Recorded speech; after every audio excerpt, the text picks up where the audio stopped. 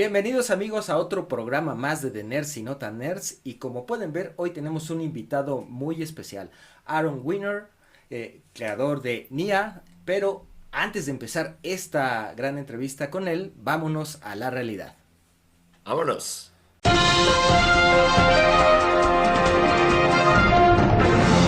Coco 2 es una realidad. Bob Iger compartió hace unos días que la secuela de la laureada película de Pixar, ambientada en la celebración mexicana del Día de Muertos, tendrá una secuela dirigida de nueva cuenta por Lee Unkrich y Adrián Molina. Mark Nielsen estará a cargo de la producción. Nos sorprende la Nvidia GTC 2025. Este evento de la desarrolladora top de tarjetas gráficas, tecnología e inteligencia artificial sucedió la semana pasada. Se mostraron muchos avances en cuanto a robótica se refiere, pero el que sin duda más nos gustó fue Blue, un robotito que parece salido de Star Wars. Se retrasa el Analog 3D. Los creadores del Analog Pocket lanzaron en su sitio oficial que esta esperada reinterpretación del Nintendo 64 retrasará su salida hasta julio de este año. Se esperaba para este primer cuarto de 2025, pero pues no pasará. Tendremos que esperar un poco más, amigos. Viene spin-off de The Big Bang Theory.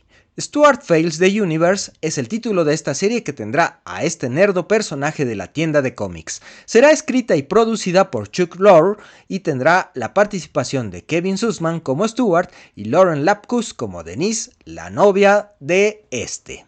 Comienza la producción de Los Increíbles 3, otra más de Disney, amigos. En el marco del D23 de este año se confirmó que Pixar ya está trabajando en la tercera entrega de los superhéroes de la casa de Toy Story. Y si bien aún no hay fecha de estreno ni detalles de la trama, es en sí una muy buena noticia. Ya estamos de regreso amigos, y bueno, ahora sí vamos a cambiar a inglés porque, bueno, nuestro invitado habla inglés.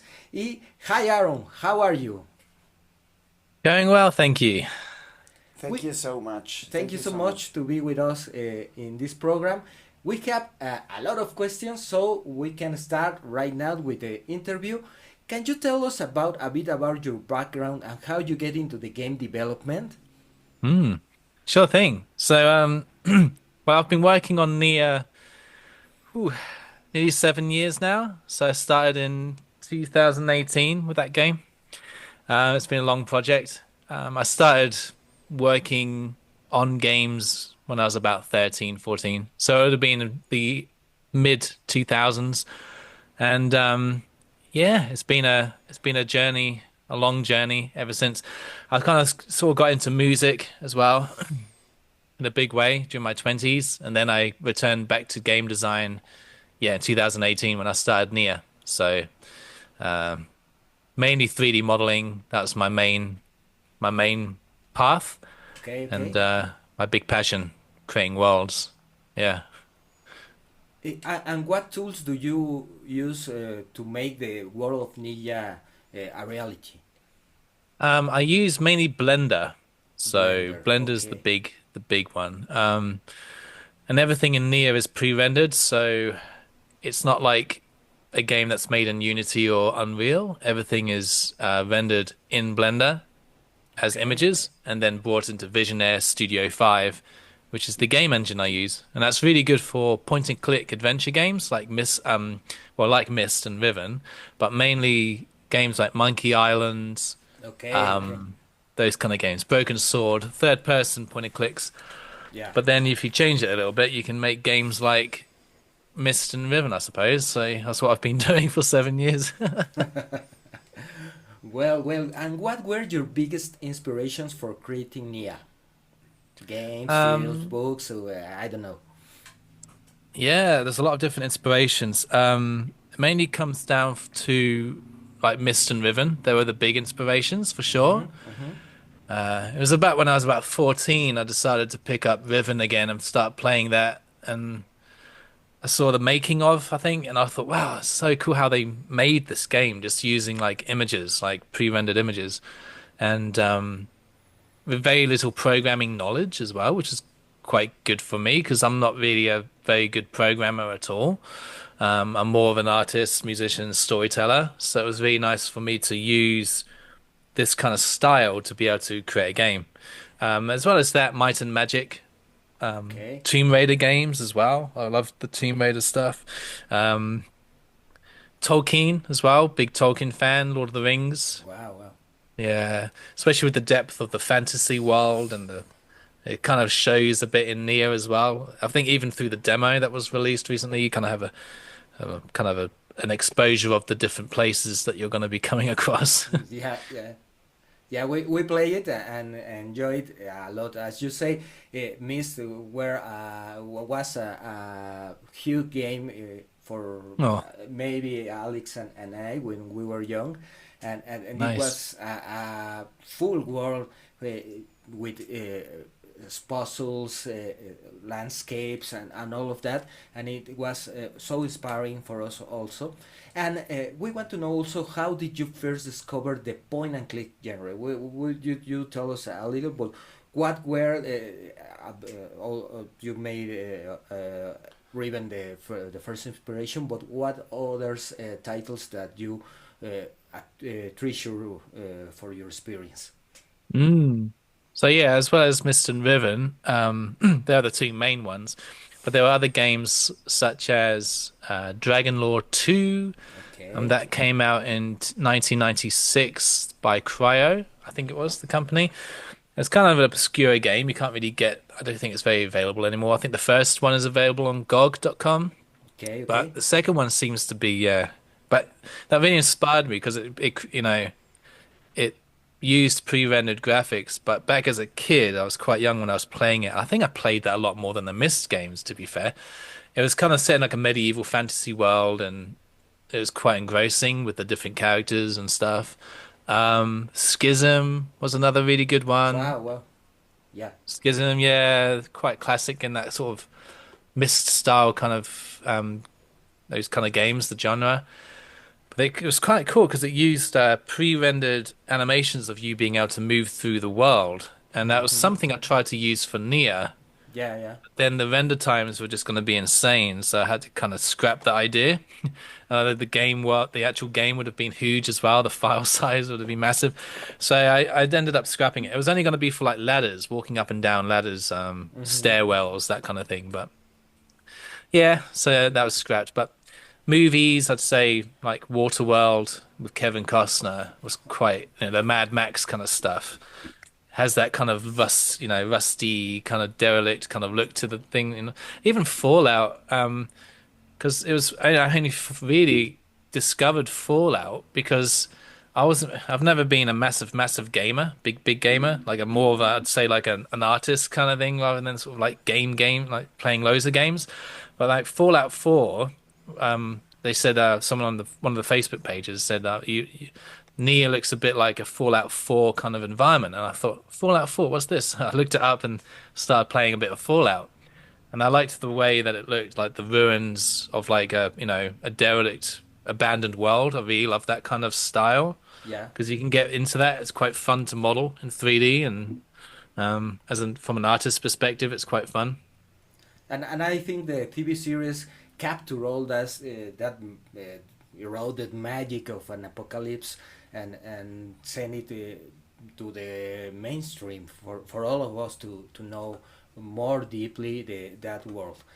Well, let's talk about development process and challenges, Aaron. And how long has Neyyah been in development, and what has been the process for you to develop this game? Yeah, so Neo has been in development getting on for 7 years now. So it'll be it started in July 2018. It started off from a project I had started back in 2011. I created like a little demo, and at that time in my life, I was about to move to Australia with my then girlfriend and her family. So it was a huge part of my life. And then music took over, so I became more of a musician. But then in that time, though, I managed to create this cool little demo, and it kind of proved to me that I could create something from beginning to end. I never released it or anything. It was just like a little test thing. And before that, in high school, I was creating 3D environments using a software called Animator at the time. So it wasn't Blender, it was a little software called Animator. And it was really cool just learning that and getting into 3D modeling. And then as well as that, I was doing music stuff at school, learning guitar and all that kind of stuff. But then, yeah, and then finally, uh, getting into Neo 2018.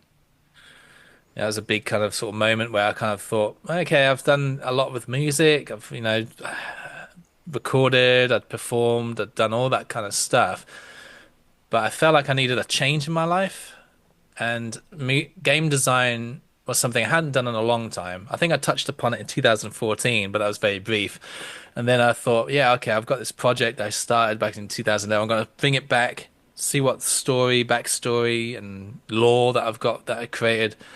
And I sort of picked up Blender quite quickly, and that was really cool because I remember seeing some of the first renders I did, and I thought, wow, that looks like the original Riven, like 1997 Riven, but the graphics I think still hold up even today. Like that, obviously lower resolution, but they're stunning. They're stunning graphics. And I thought, wow, the lighting and cycles that the cycles rendering engine that's used, but in Blender, this really kind of brought like realism I hadn't seen before. And I thought I need to use this software, so I started using Blender, and then yeah, the kind of challenges were kind of learning another engine, which was Vision Studio 5. I didn't really want to go Unity or Unreal because, again, I didn't know much about programming at all. And I thought it'd be just kind of cool just to create a game by myself. So I kind of just stuck, I think I've always kind of worked kind of okay by myself with things. I've collaborated here and there with things, with music and stuff, but and it has changed now with Nia. Like I've obviously collaborated with different people, like as the game has moved on. But yeah, I think Vision Studio 5 was a good pick because I like that because yeah, it was I could stick with kind of keeping with the art, and I didn't have to worry too much about programming. I had some help to kind of create like a misstyle template, and then I went from there, and yeah, that sort of went full time with the game in 2021. This is kind of cutting story a bit short here, but yeah, 2021 was when 2021 was when I went full time with Microprose, and yeah, that was really cool. And then Screen Australia funding in 2023 for the FMV, the live action, and then releasing the demo recently. So there's been a lot of milestones along the way, and a lot of kind of obviously ups and downs as well. Yeah. So you will say that programming will be one of the biggest challenges that you face by developing Neyyah. Yeah. So Okay. yeah, I've had some assistance with programming. The Vision Studio 5. There are really talented people out there, like on the Discord. They can, they've helped with the menu, UI, kind of related stuff. But then the main kind of puzzle elements, I've kind of just found my own way of doing things. So I've kind of kept things fairly kind of simple in the sense of how I've kind of like programmed it, because I'm not really, it's kind of visual programming. It's not like using code and like sheets of code. It doesn't really never really kind of gelled with me. So yeah, I just sort of stuck with kind of some basic conditions and that kind of thing. And I find that it works so well with a game like Nia, because it's basically, I see it like on and off switches. You're creating states that the player is sort of changing, and that's, if you look at Riven, where you take that apart and break it apart, it's basically what it is. It's like, certain things that the player does to create maybe a true or false, and that changes this and that changes that until you kind of get to the end of the game. So that's the kind of principle I used, and then just built a huge world. And the main elements of Neo are the exploration. So yeah. Well, that's very interesting. And you were talking about how the puzzles were conceived. So, how do you approach the design of those games world and puzzles that you have to make these video games so immersive but yet challenging? Yeah, so I think the immersion, it comes from the fact that it maybe is pre-rendered, because the graphics are rendered in Blender using cycles. And so you do get a slightly different look to what you would get, say, in Unreal Engine 5 even. But then again, I've had people say, oh, it looks like it's made in Unreal. Have you used Unreal Engine to create this? Because Unreal Engine 5 is probably the one engine I would consider just because of the realism that you can get in that engine, especially now with like all the, the nanite stuff you can do and the lighting and everything. It looks amazing. But I think the immersion for me is like it was always foremost the world, and then the game came after. And so, when I was designing I guess I'd do things a bit differently now. I've learned a lot since I started the game, but it was always building the world, and then everything else sort of coming after, the engine work. The puzzles were quite, were developed quite early on, definitely, but then they evolved as well over time. And I think the immersion is from just being able to, I think, foremost explore, but then coming across things that will just pique the curiosity in the player. And I think there's some things from the demo even that I can, big improvements have been made already. So, yeah, some good feedback from that demo. and about being an indie developer, what was the biggest lesson that you learned while working on Neyyah? You just already told us that the challenge of working with Blender, Unreal Engine, and all this, and then the game development. But what was the biggest lesson that you learned as an indie developer on doing Neyyah? Yeah, definitely. There's so many. I think one of the big things I'd like to just mention is that I don't think there's ever like a right way of doing things, because I know that I've probably done things that a lot of game developers would think, wow, you've probably overcomplicated this, or that's not the correct way of doing it, or even in modeling things.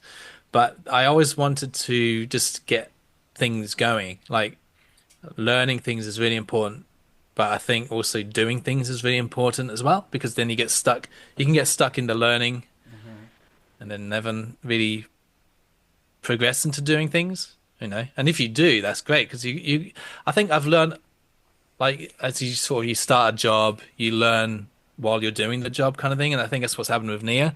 I've learned so much while creating this really big project, and there's things I would have done differently, and it wouldn't have taken so long. It probably would have taken about 3 years, probably, or something, to create this game.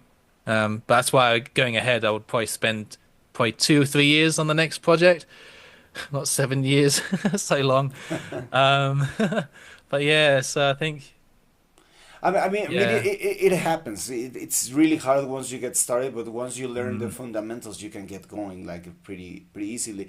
And one other thing, you were mentioning about working with Blender and all these things, but have you ever seen the feature film Flow with the cat on it? Oh, I think I've heard of it. No, I've heard of it, but I haven't watched because it. No. It's an indie animated film that won the Oscar for best yeah, animation. it won the Oscar for best recently. animation feature film. Yeah, recently. Yeah, I thought so. I've seen some clips of it. Yeah. And the thing is that Amazing. what were your thoughts of an indie industry that is developing like quite fast? Like, you are making video games, there's people making films. So what do you think about these things that are like actually getting there just by working by themselves and doing all by themselves, like in a do-it-yourself way? I think it's so cool. I'm in a cool position. There's so many things I'd like to talk about with that, because with the game industry, it's changing so much, and a lot of horrible things are happening within the industry. And I'm kind of in a position where, especially with micropros as well, with the funding and everything, I kind of have this ability to kind of keep doing what I'm doing and not have to worry about like having a studio or being part of a studio or anything like that. So it's definitely a benefit, I think, for indies to be doing what they're doing right now. And I think, like I said, there's no real right way of doing things. I think, with, the way things are going, with technology, I kind of got stuck with, I'm using old versions of Blender still. I guess it's the sort of downside is that I don't have enough time to learn the new stuff because I'm so busy with creating and making sure I get things finished. So when I've finished Neyyah, I really want to get into the most latest version of Blender, for example, or start learning some new tools as well. But I think with the retro style, even though there are some cool things happening in the industry that are really new, Nia kind of goes back to the old ways of how games were made, which is really interesting because it makes it more unique in terms of what's out there now. And I think that's what micropros were really excited about, because they take on games like now when they're signing different games. Yeah. They'll take on games that have that old feel, that old kind of retro kind of like, Yeah, yeah. I even if mean, it looks like Doom or something like that, or yeah, it always happens that we are video game players. We play very often, so that it cool. happens that once we're playing, when we get to see, like, for instance, like an RPG video game, that we love RPGs, role playing games. The thing is that when we get to play one role playing game that is like on an old fashioned way, like a vintage one, so to speak, like I don't know, the very first Final Fantasies that came out to the Super Nintendo, Or Dragon Warrior. or Dragon Warrior, like those kind of video games are always like on top of our list. And Nice. if you keep like these old essence on your games, there's gonna be people that's gonna say, "Oh, this looks like a kind of like a Monkey Island thing," so they're gonna feel good because of that. And Nostalgia. the nostalgia. Yeah. That's Yeah. gonna hit us right directly to our hearts, and Yeah. and it's something very important, very yeah, very interesting, so to speak, that Definitely. we are seeing guys like you develop these kind of games. But now, well, Jonathan is gonna ask you about the game mechanics and narrative now. Exactly. Talking about the game mechanics and narrative. Well, Nia has been described as a game that captures the spirit of a classic adventure games, but Yeah. introduces modern elements. How do you balance nostalgia with innovation? Yeah, that's a big one because I was really stuck in the nostalgia. Like my original vision for Nia was like have very little UI, don't have any handheld elements at all. Like just throw the player in there and get them exploring. And in some way I still love that. And something I'll touch upon as well with the demo feedback, I've kind of maybe moved back into that a little bit more. But the yeah, things like maps, for example. So when you're playing the game, you would have noticed that with the demo, you have a lot of pop-ups show up as well, saying this does this. You know, the instructions for like cursors or the journey tools, and even things like, you know, do you suffer with, you know, maybe you need some assistance with colors because of, you know, those kind of things are really good, like the colorblind mode, clearer text to be able to read text clearer, so you can click on text. There were really cool little features that I added. But then I think there was the journey traveler's guide. That was the observations list, like a hidden system. I really didn't like adding that in the beginning because I felt like it was so so different from how I envisioned things. But you start getting, you know, feedback. You start getting, obviously we're working with a publisher. They'll have a very different way of looking at the way the game could be as well. Like obviously they get the game. They wouldn't have, you know, started working with it otherwise. But they do think about the modern audience and going further than the Myst community, the people who love the Myst games. Because straight away they were like, "Oh my God, Nia!" You know, they were really onto it. But you want to kind of get on to see if you can appeal to other people too.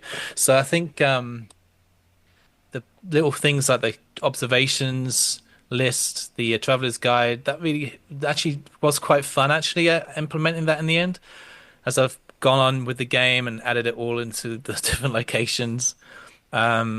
I think that's what scared me a bit as well. I was like, oh my God, I've got to add this whole thing into the whole game. There's a, you know, it's a big game. And, you know, I was like, geez, that's quite a bit of work. Obviously, you know, if what needs to get done, well, it will get done. And micropros, you know, I just have to communicate. But I think as I've gone on and I've added it, it's actually quite fun just sort of seeing, especially if you add the, if you turn on the notifications in the options to say, hey, you've got a new observation show up.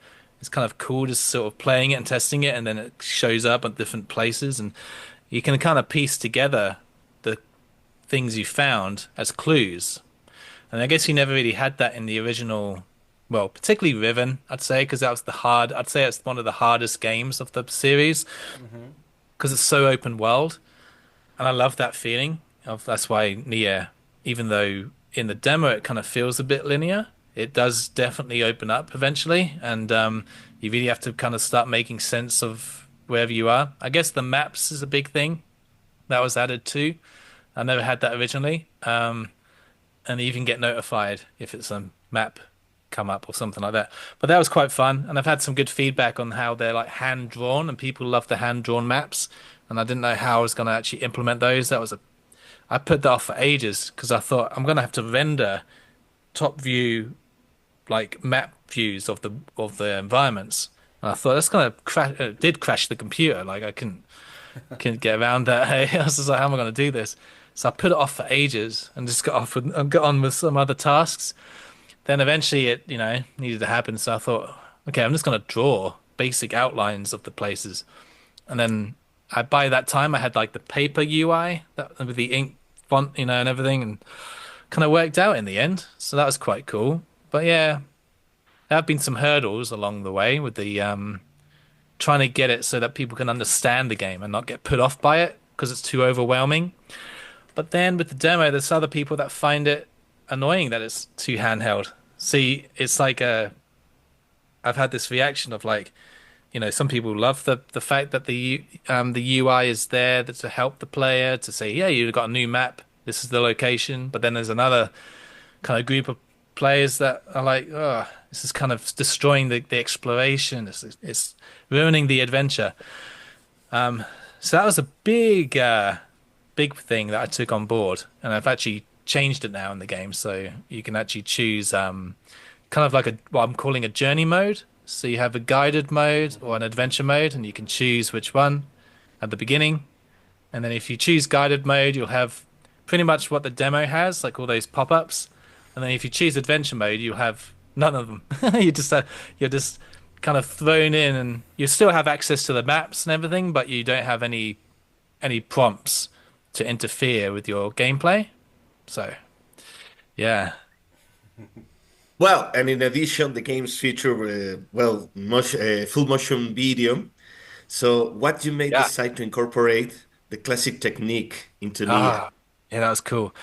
So I was planned FMV live action in the game. I didn't know how I was going to do it, but I knew it had to be done.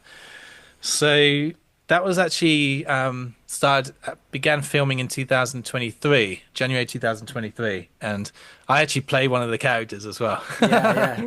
I was thrown in. Yeah. I was like, I wanted to get another actor involved, but I was kind of, talked into, hey, you should play it yourself. You should be in your game. I was like, okay. And Aaron, can you give us an insight into the narrative of Nia? Of course, without spoiling too much. What themes does of the game explore? What the narrative aspects, like the story? Yeah. Exactly. Yeah, I don't want to give too much away, and I think with the demo maybe there was too much overloaded. I think one of the big bits of feedback was all the place names and all the character names that you kind of get exposed to. But that's what I love, and that's what Nia is all about. But basically, that has been cut down a little bit since the demo, so that's cool. But yeah, basically Nia is it's basically exists to kind of give a little bit of way about the origins. It exists upon a planet called Feyamore, and you as the player, you play yourself, you're thrown in, termed as the old one, because of the old background that you kind of have in the world, and then basically you're kind of sent to Nia to kind of stay in a safe place until things go wrong, and then you're kind of stranded there, and then you have to kind of learn about this world that you've been stranded in, basically.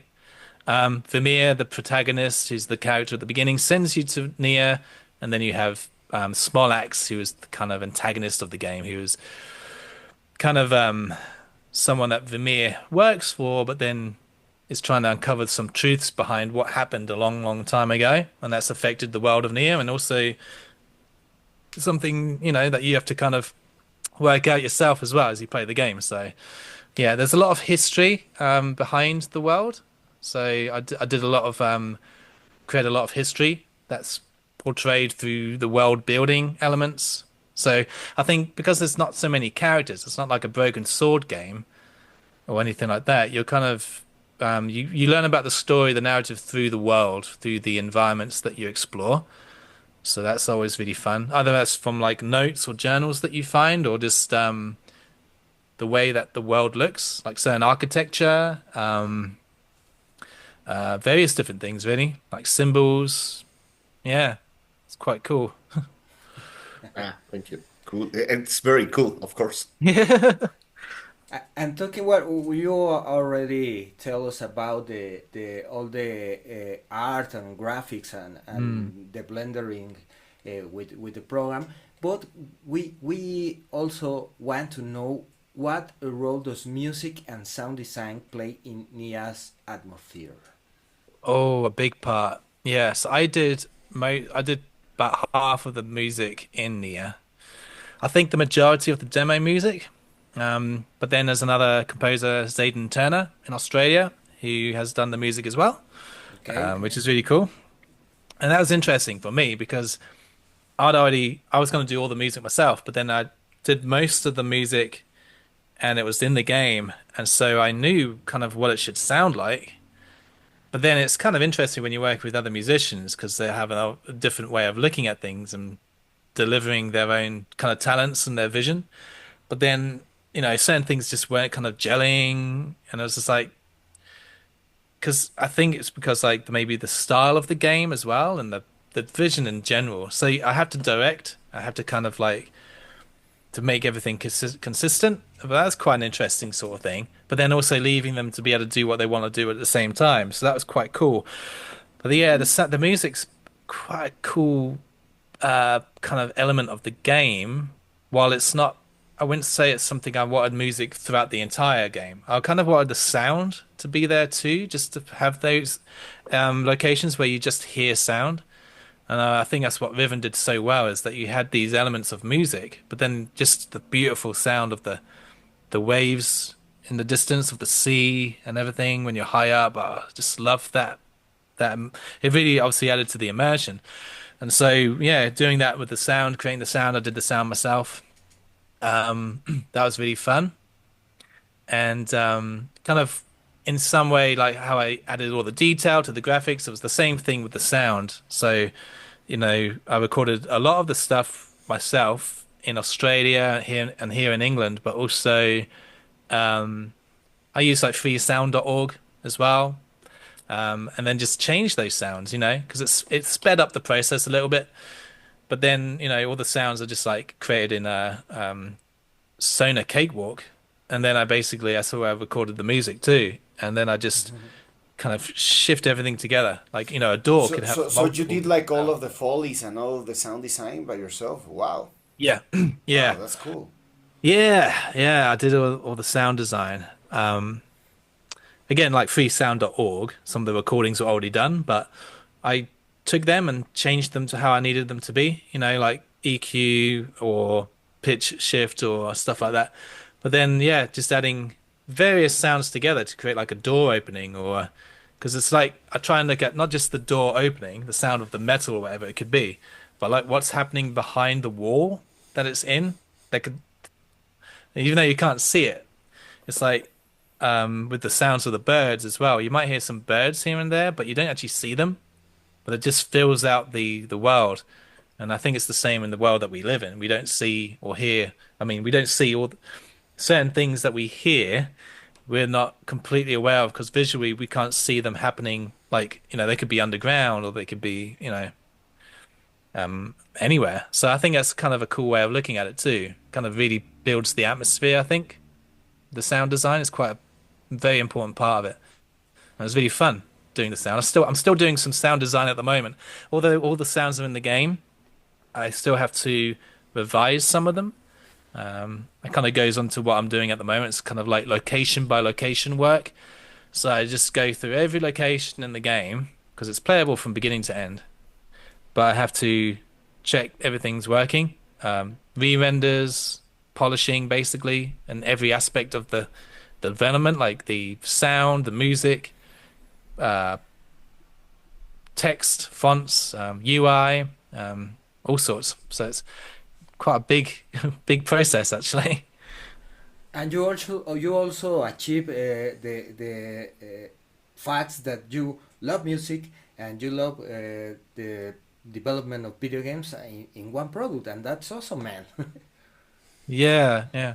And So well, just for this final part, because we're gonna split this program in two, so this Oh, is yeah. gonna be like the last part of this very first one before we get into the second part.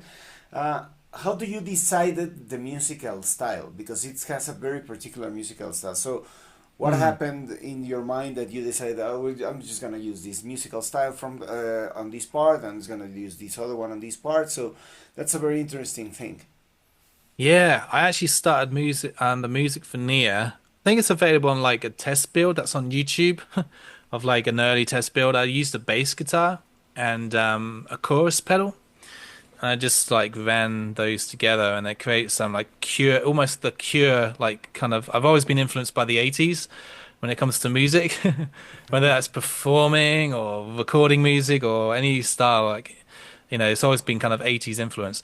So the sound of like of flanger or something like that creates like a warping sound basically in like the instrument or you know, the bass guitar, it kind of added like a very atmospheric kind of sound that I felt reflected the metal kind of look of Nia, which is quite cool. But then I don't know, around that was sort of 2019, and then by the time I started recording the music properly was 2023, and the game was at a very different point, and I had I wanted to use a keyboard, so I just, you know, I bought like a, what one is it?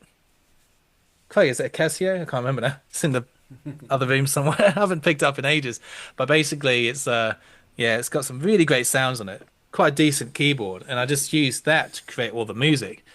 Because I've always been mainly musically, I'm a sort of singer-songwriter, so singing, guitar. But when it comes to the ambient music, I couldn't really see myself adding guitar to the music at all for Nia. I just wanted to create everything with keyboards, and the soundtrack for Riven, for example, Schism, you know, where everything is very ambient and mysterious, and I love that stuff as well. So I basically got, you know, kind of influenced by those, but then found some really nice sounds. I basically went through the whole keyboard, tracked all the different tones that I could use, created some little tests here and there, recorded them. I think at one point just on my phone, just recording above with my phone speaker and just recording the sound for like a demo kind of thing. And then from there got really into the music composition, which was quite fun. But I didn't really have time to do all the music myself, so that's how another composer came along. But with future projects, I just want to kind of just do it. I don't know. I think I'll do it probably by myself. Then again, it's kind of nice working with other people as well along the way. Like with Microprose, my publisher, they do a lot of the creature artwork. So the creatures you see in the game, I create the concept art, and then they create the 3D models, and then they animate them, and I then bring them into the 3D environments and render them. So it's the collaboration can be really good too. Okay.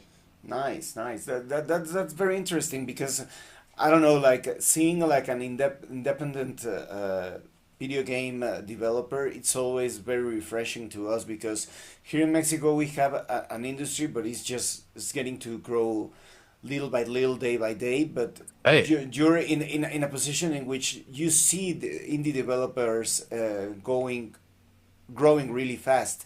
So your perspective helps the perspective of the game developers here in Mexico. So it's very rewarding for us, to the Fantastic. people who is going to watch us, to hear you from the very own thing that I'm starting here at my room working with my stuff, and then it just went through, and now we're live, and now the game is out there. So it's a very important thing for us to get to see that. It's very inspiring as well. But I'm glad. that'll be that for this very first part of the interview. We're still gonna keep doing it, and because there's gonna be a second part. But now I'm just gonna say goodbye to all of the people who is watching us in Spanish, and then we're gonna keep going with the interview for the second part. But gracias a todos los que nos vieron. Esta es la primera parte de la entrevista con Aaron. No le cambien porque va a venir una segunda parte la siguiente semana, pero Exactamente. antes que nada, pues ya saben, manténganse a salvo y nos vemos en el siguiente programa. Suscríbanse, amigos.